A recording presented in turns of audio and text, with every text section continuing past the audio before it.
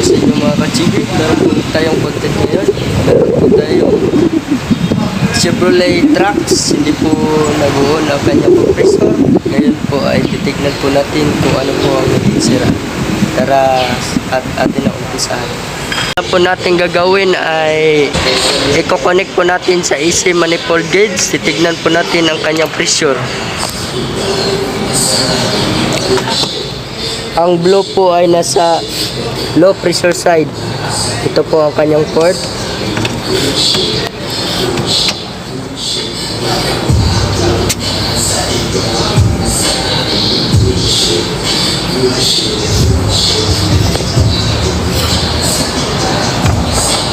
At ang red naman po ay ang high side port. Ito po ang kanyang port ng high side. Lalagay lang po natin yan.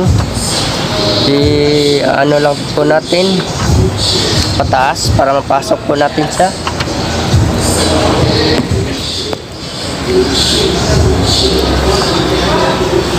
At ikotin lang natin clockwise. Huwag nyo pong higpitan masyado. Sakto lang po. Ayan po. At ito na po ang kanya actual pressure. Kung makikita nyo, normal po ang kanyang pressure. Okay po siya. Meron po siyang freon. Ngayon po ay on po natin ang AC.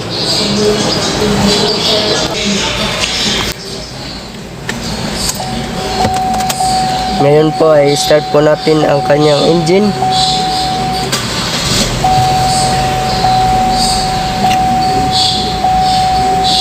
Ngayon po ay on po natin ang kanyang AC.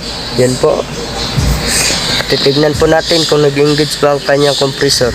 Yan po ang kanyang compressor. Hindi po siya nag-engage. Naka-on na po ang kanyang aircon switch doon. Ayan po mga ka-GD. Nakita ko po na wala pong laman ang kanyang sensor. Siguro ay nawala dahil natanggal. Kasi may history ito ng bangga. At ito po ang kanyang sensor. Ngayon po ay papalitan po natin ng bago. Ito na po ang kanyang bagong ambient temperature sensor. Ito po ang kanyang part number. Ito po ang mukha ng kanyang sensor. Ngayon po ay kakabit na po natin. Sa may butas po natin nilagay dyan po.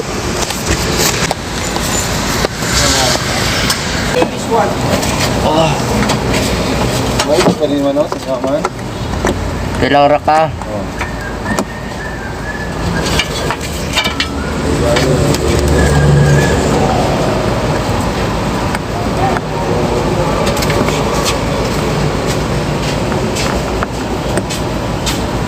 Yan po, naikabit ko na po ang kanya sensor. Yan po ang gagawin po natin ay i-on po natin ang aircon at paanda rin natin ang makina.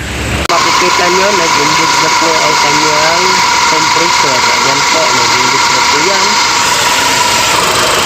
At lumalamig na po ang kanyang tubo.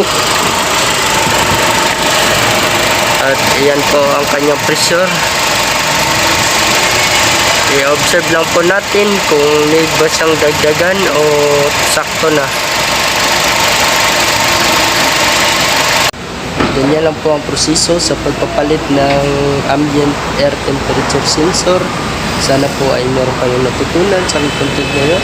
Don't forget to like, share, subscribe, and hit the notification bell.